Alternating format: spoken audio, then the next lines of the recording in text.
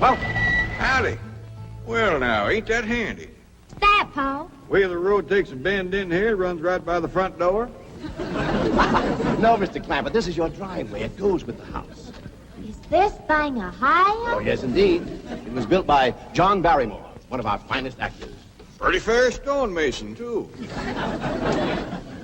Hey, Jed! This here is dandy soil. Fine, Granny. We'll commence plowing tomorrow. But this is Beverly Hills. Dirt is dirt. Yes, I know, but why don't we look around inside, eh?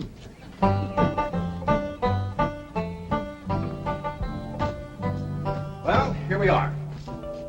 I hope you're going to like this place I picked out for you. It may be a trifle larger than what you're used to, but I feel a man with $25 million in my bank should live in a manner that... Come in, this is your home.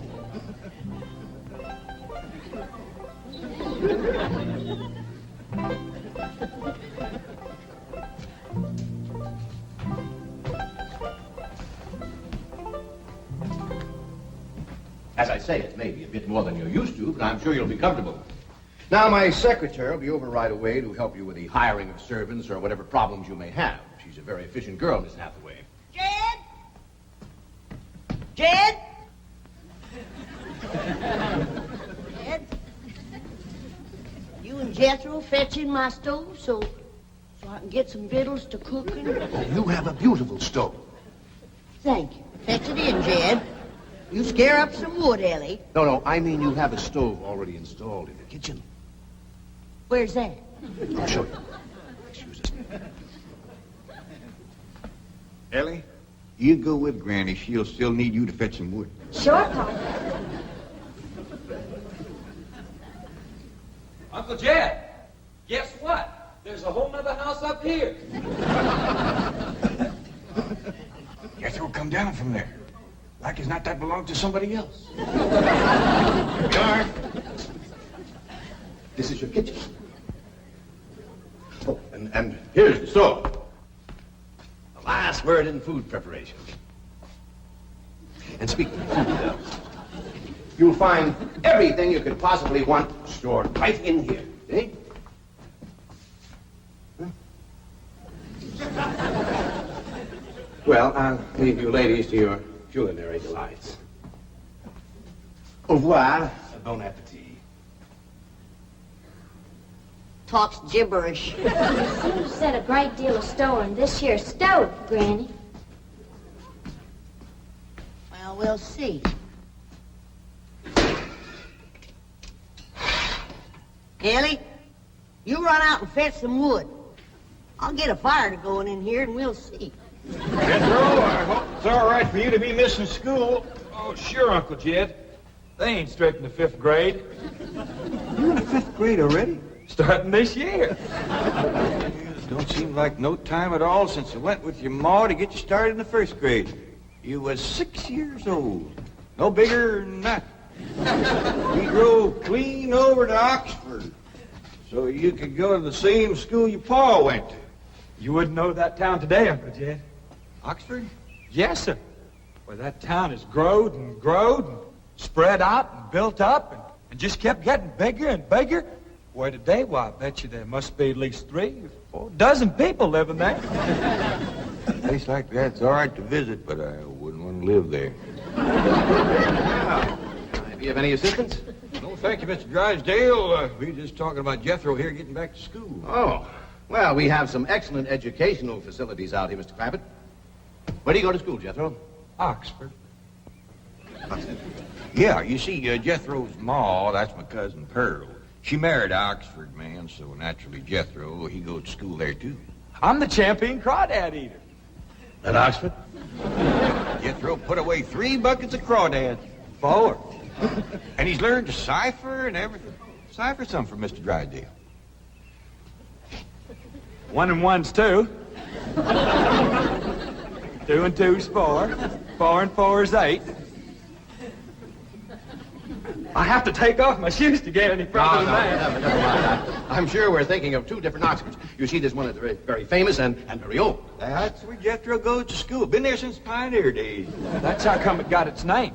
It's where the oxen used to ford the river. So folks took to calling it Oxenford, and later on got shortened to Oxford. Yes, I see. Well, I'll be running. Oh, by the way, here are your keys. My secretary should be over very soon. Well, thank you very much, Mr. Drysdale, for everything you've been doing for us. Oh, it's my pleasure, Mr. Clampett. You see, I'm not only your banker, I'm your next-door neighbor. Well, say, now ain't that nice? Well, now, why don't you bring your missus over tonight for supper, and I'll have Granny womp up a mess of grits and hog jowls. Well, you see, right now my wife is in Boston. Well, that's too bad. When'll she be back? Not too soon, fortunately. I'll see you later. Well, thank you, Mr. Drysdale. So long. Uncle Jed, you reckon one of these days I can have me a little bitty old taste of Granny's moonshine? Now, Jethro, you know the family rule about Granny's moonshine? You get your first taste on your wedding day and not before. Well, Uncle Jed, that might be an awful long time. I ain't even got me no sweetheart. How come? Why, back home, every time I get me a girl, one of them there big fellas would take her right away from me. Maybe out here in Beverly Hills. Paul, could I please have the axe? I gotta split some wood for Granny. Pinch it, Jethro. Ain't this place got a wood pile? Not that I can find, but I found a whole row of black old dead tree trunks, pretty near as high as this height. Is it kind of big for you to tackle? Well, shucks, no, Paul. They're only this big around, and all trimmed and topped and strung together with the black rope, so as no matter which one you cut, the others keep it from falling. Somebody had a right smart idea there. Just the same, I think I'd rather have Jethro do the cutting. Oh, Paul, let me. Cutting trees and chopping logs ain't no work for a girl. I'm just as strong as Jethro. You ain't neither. I am so. You ain't neither. I am so, too. You want to wrestle? Darn too. Now, here. That ain't no fair fight. Somebody's gonna get hurt. Now, yeah, you see? You're getting too rough. Jethro. A person can get crippled from a hold like that. Get up from there. I can't, Uncle Jed. You turn him loose and get up from there before I take the strap to the boot. Now, here, you get out there and chop down one of them tree trunks and saw Granny some nice logs. Yes, sir, Uncle Jed. Could have whooped you if you hadn't tripped me. Hey, come back here and sit down. I want to talk to you. Whooped him fair and square, and I'll do it again. You won't. That's what I want to talk to you about. Elly Mae, you're getting too big to wrestle with boys. I ain't as big as Jethro. Big that way, I mean, growed up. You're a young lady now. You gotta start minding your manners and fixing yourself up real nice and wearing dresses. Paul, folks would call me a sissy. It ain't sissy for girls to act like girls. You see, Elly, I raised you like a boy, and I was wrong to do it. I reckon every man liked to have a son, and you was my only young'un. And when your ma passed away, I just decided to turn you into a boy. By the time Granny come to help out, you was too wild to tame. By thunder, you could outrun, out-climb, out-fight, and out-shoot every boy in them hills. I still can, Paul. Yeah, but it ain't fitting. It ain't right for folks to go against nature. Now look at old Duke. Reckon we could turn him into a cat? Of course not. That's right. Because nature made him into a dog. Just the same way nature made you into a girl. Here lately, she's getting more and more positive about it. You mean my years is grown? No, nothing like that. You're pretty. Oh, Paul. I know you don't like it when I say that, but you like it when the young fellas around here commence saying it, and they will. Only they'll probably be using words, fancy words I won't even understand. But Elly Mae, ain't nobody can ever tell you how pretty you really are, Symphony. You're the living picture of your mom.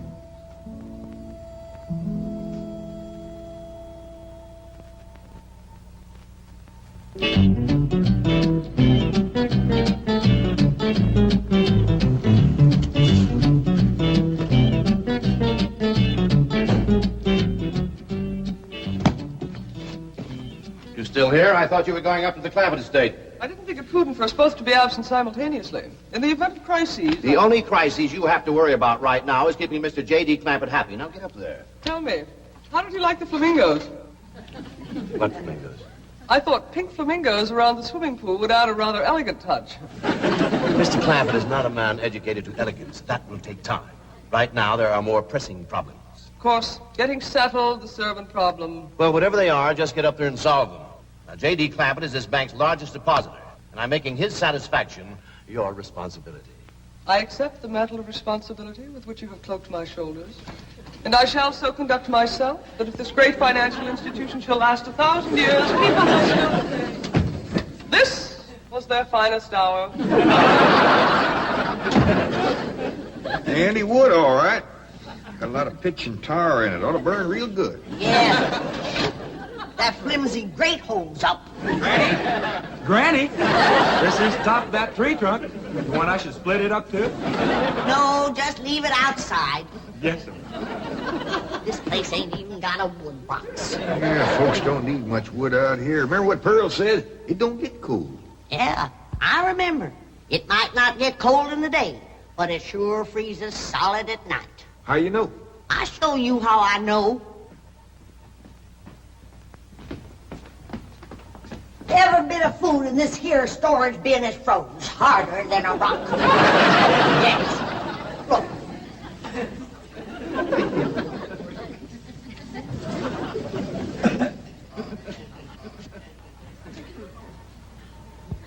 Mighty thin-skinned hog.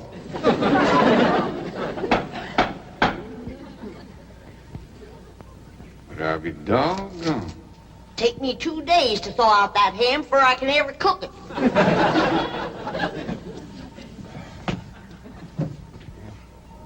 People ought to know better than store food up against the north wall. Tomorrow we'll dig us a root cellar and we put all this stuff in it. Jethro, go on out there and catch us a chicken. Okay, Uncle Jay. How you know we got chickens? Place this size is bound to have chickens. Ain't all frozen.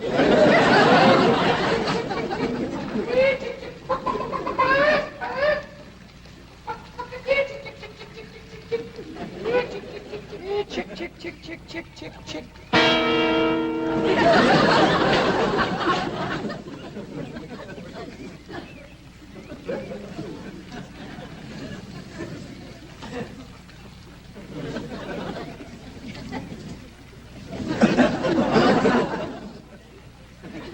I keep a chicken. Here's that bucket. You want it? You take it, Elly. See if you can find a creek.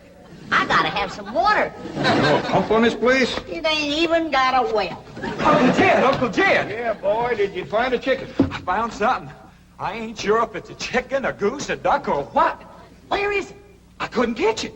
That thing can outrun a jackrabbit. There ain't no goose or duck. Must be a chicken. If it is, Ma was right about things growing bigger out here. That thing was this high. A chicken? Ah, Jethro. Honest, it's got legs this long. Gibby's on the drumstick. Drumstick ain't much. Whoever gets that neck is eating from now on. It commences here and runs plumb up to here. You ain't forgot what I said about Granny's jug of liquor. I ain't been to Granny's jug. You have your in for it. Honest, cross my heart. Where'd you see this chicken? Down by the cement pond. Cement pond. Uncle Jed, that pond is the fanciest thing you ever did see. Why, they are steps, so's the cattle can walk right down into it and get a drink. And up at one end, there's a lady standing there made out of rock. And she's a-pouring water out of a jar right into that cement pond. Oh. Well, that's how come that big old pink chicken to get away from me. Flew right over the top of that there rock lady, landed in that pond, and swam like an otter. Just flapping them big old pink wings and hollering. What color did you say that chicken was? It's pink. Ain't I told you that stuff would stunt your growth? Miss Granny, I didn't touch a drop. You and me is going to the woodshed. Now, hold. Jethro, you swear to be telling the truth? So help me, Jefferson Davis. You take your hat off when you speak of the president. He ain't president no more. I'll have no Yankee talk in my kitchen. Jethro, you and me is going back out there and corner that chicken. Granny, you get your fire to going. Elly May, you sweep up out front and keep your eyes open for that Miss Hathaway. I'm counting on her to take you in hand and get you in the right kind of clothes. Come on. Hate chicken.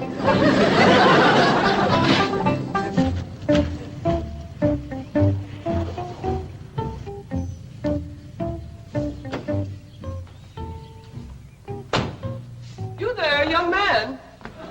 I ain't a young man, but I sure do thank you for thinking so. Good heavens, you're a girl. Yeah. I'm Jane Hathaway, executive secretary to Mr. Drysdale. And you, I take it, are a domestic of some sort? Cleaning girl, housemaid? Just what are your duties with Mr. Clampett? Well, he sent me out here to sweep up, but he said you'd take me in hand and get me in the right kind of clothes and everything. Indeed, I shall. We have a complete servant's wardrobe from chef to chauffeur. Come with me. What in the name of Thomas Chippendale is this? Has Mr. Clampett seen this disgraceful and unsightly mound of debris? Oh, yes, ma'am. This is all his. Oh, what charming antiques. Just like you said, Jethro. Rock lady pouring water into a cement pond. Yes, sir. And over there's where I seen that great big pink chicken. Only thing is, it don't sound like a chicken. It makes a kind of hollering noise.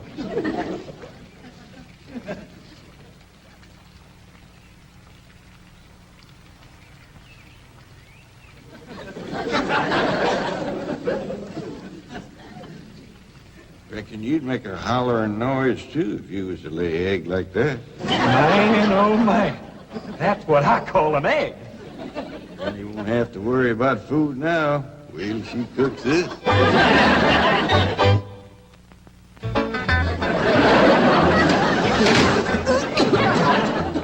That blame city stove don't draw worth nothing. Granny, look at this egg. What's all the smoke? Stove don't work.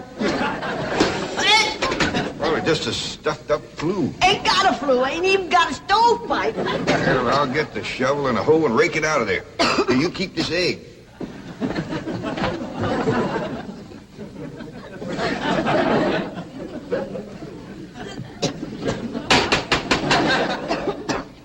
Just like everything else out here.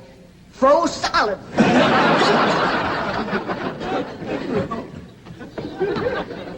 Really, my dear, you look quite charming. Well, I feel like a dad blamed fool. Oh. Just a moment. You stop now, I'll be right back. Oh, that was my pa. I take it he's a gardener. Oh, yes, ma'am. Pa just can't wait to commence gardening. Apparently. However, as though I admire his enthusiasm, I must forbid him access through the main entrance. Now, tell me about the rest of the staff. Is there a chauffeur? A what? Someone who does the driving. Oh, yes, ma'am. That's Jethro. Of course, I don't reckon he can stay around very long. He's got to get back to Oxford and go to school. Oxford? He attends Oxford University? Well, he just calls it school. Pa went to school there, too. Oh, yes. Old school time. Great pride, those Oxford men. Sorry I couldn't stop before. Granny was having trouble in the kitchen. Pa, do I have to wear this here stuff that Miss Hathaway... No, there can be no appeal from Mr. Clampett's orders. Thank you, ma'am. Glad to see you taking the firm hand. Elly May, that's right pretty. Makes you look taller. She's got me walking on pegs. We'll run in and show Granny. And get rid of those old clothes, dear. Granny, I presume, is the cook. Yes, ma'am, but she ain't too happy about it right now. I shall deal with her directly. Now, let's see. Maid, gardener, cook, chauffeur. Oh, I understand Jethro is an Oxford man. You bet he is. I'm quite anxious to meet him. Don't blame you. Fine-looking young feller. Single, too. And he's on the lookout for a girl. Oh. I am only interested in the intellectual rapport which I would naturally have with an Oxford man. I presume you went to Eton as a boy. If I know Jethro, he went to eating the minute he was born. Yes, of course. I suppose his father matriculated him. I kind of think maybe it was his ma. Oh, well, no matter. At any rate, he's an eating man. That he is. Matter of fact, Jethro won the eating championship. Oh, marvelous. What was he champion of? Eating. Yes, I know. But what was it? Cricket? Oh, no, it was crawdad. I don't think even Jethro would eat crickets. I was referring to the game of cricket. Kid, where's the axe? I bet you, Granny, you talk to Miss Hathaway. And just why does Cook need an axe? I've hit this with everything I could lay a hand to. I even whomped it with an iron skillet. You are supposed to hit it with a croquet mallet. All right, where is it? I don't think I'll tell you. There is a time for work and a time for play. Now then, what are we cooking for Mr. Clampett? Well, I don't know what you're cooking him, but if he wants any victuals from me, somebody better shoot a possum. Possum? You got a better idea? But of course, a nice big fluffy souffle. All right. You shoot it and you skin it. You don't even know what a souffle is. What kind of a cook are you? I'm a cook with a stove that don't draw, food that's froze solid, chickens that can't be caught, eggs that can't be broke, and a smart alecky city woman telling me my business. That's what kind of a cook I am. Mind your tongue, little woman. I can have your job. You sure can, and the sooner the better. Jethro's coming, and just wait till you see what he's got. Thank heaven. Now I can have an intelligent conversation. Look, Granny, I caught that big chicken. I hope it ain't as tough as its egg. That is a flamingo. Oh, no, ma'am. That's my nephew, Jethro. Jethro, say hello to Miss Hathaway. I didn't mind him. Ain't this the ding dangest chicken you ever did see? You go to school at Oxford? Yes, ma'am. I'm in the 5th grade. Stop bragging and wring that chicken's neck. Elly, Baer! No, stop, you barbarians. Don't harm one feather of that beautiful bird. I've taken just about as much as I'm going to take from you. Yeah, Granny. Elly, you get the fire going under the big kettle outdoors. Young lady, where is your maid's uniform? I ain't going away. Oh, yes, you are. No, I ain't. Oh, yes, you are, if I must subdue you forcefully. I wouldn't try that. Don't! Tried to tell you. Let me out. You trust me. I'll set on her, Elly. You get the fire to go. Now, here, Granny. Come on, let her up. Get off of her. You are discharged. All of you. Sacked. Fired. You are the most incompetent, insubordinate, belligerent group of domestics it has ever been my misfortune. Hathaway! Ah, Chief, you're just in time to help me take disciplinary action. You're fired. I've already told them. Not them, you. These people are the Clampetts. Clampett? Yes, that's right. Now go back to the office and pick up your severance pay. You are through. Now, Mr. Drysdale, hold on a spell. I reckon there's been a kind of a misunderstanding. But this little lady's been a right big help to us. Why, she fit in just like one of the family. Matter of fact, her and me is going out hunting. Ain't that right, Miss Hathaway? Yes, indeed. Yeah. Jethro, you can take that pink chicken back out to the cement pond. We're going out and shoot us a nice, big, fluffy souffle.